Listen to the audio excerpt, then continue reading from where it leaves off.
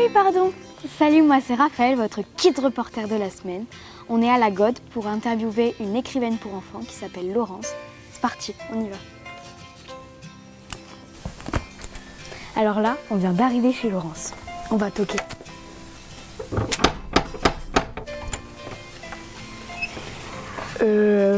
Laurence? Non, moi c'est Melville. Laurence, ma mère. Viens, entre. Bonjour. Bonjour.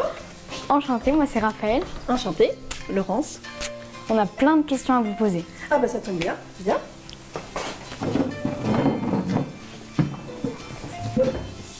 Mais votre bureau, c'est votre cuisine?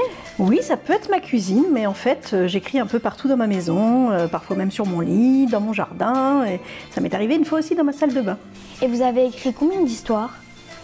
Et est-ce que ça a pris longtemps? Alors, pour les enfants, j'ai écrit à peu près 8 histoires, si mes souvenirs sont bons. Pour les grands, j'ai aussi écrit des livres, des romans, des nouvelles. Donc en tout, ça fait à peu près 40 publications. Et en fonction des histoires, ça prend plus ou moins de temps. Des fois, il y a des histoires qui arrivent comme ça, d'un coup. Alors vite, je les écris. Et puis il y a d'autres histoires qui demandent un peu plus de temps.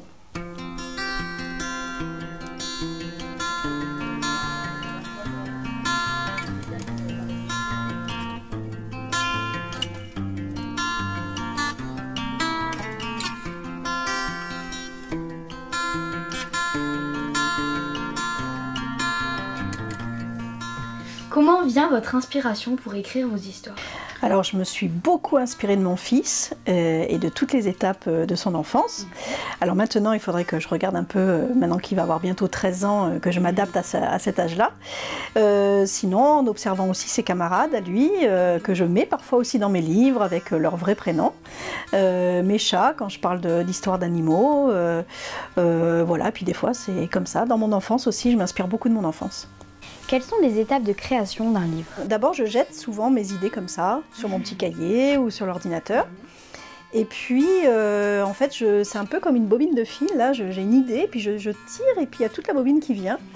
Et c'est rare que je réécrive beaucoup, en fait. Ça vient souvent d'un coup, voilà, comme ça. Ah, et ben voilà. Voilà, par exemple, voilà, il y a un chat qui arrive, et hop, ça me donne une idée d'histoire.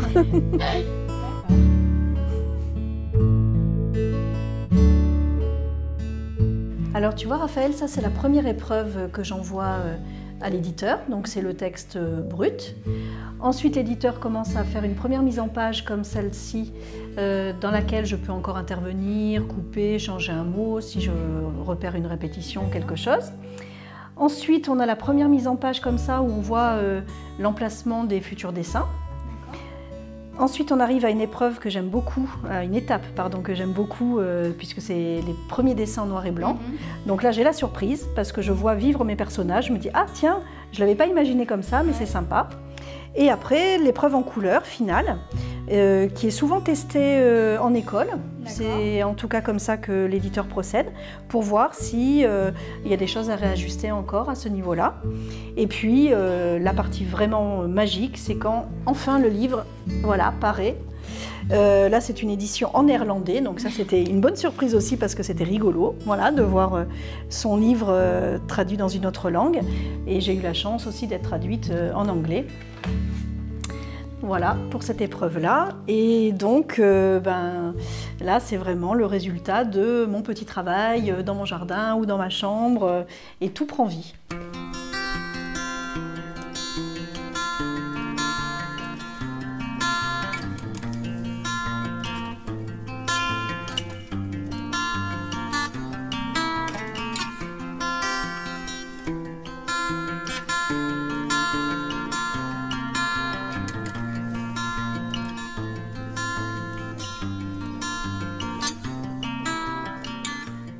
Que faut-il faire pour devenir écrivain? Alors, dans mon cas, moi j'ai fait des études de littérature moderne, mais tout le monde peut écrire en fonction de son imagination. Tout le monde a de l'imagination, et des fois, voilà, on pense qu'on n'est pas assez doué pour écrire un livre, mais tout le monde peut le faire.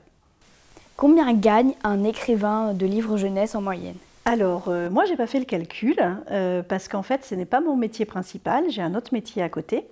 Mais je pense que pour pouvoir en vivre, il faut être connu et reconnu, pas autant que les livres d'Harry Potter, mais dans une marge intermédiaire quand même, voilà, pour pouvoir en faire son métier principal.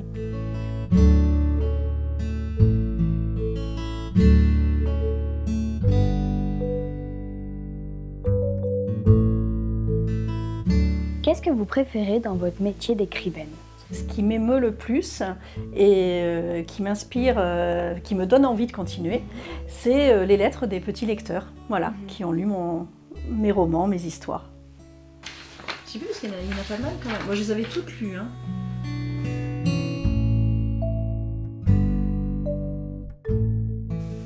Je crois que ma mère a de l'inspiration. On va la laisser travailler. Maintenant, vous savez tout sur le métier d'auteur. On va laisser Laurence travailler. Et on vous dit à bientôt pour découvrir un nouveau métier sur Kids Matin. Au revoir Laurence. Au revoir.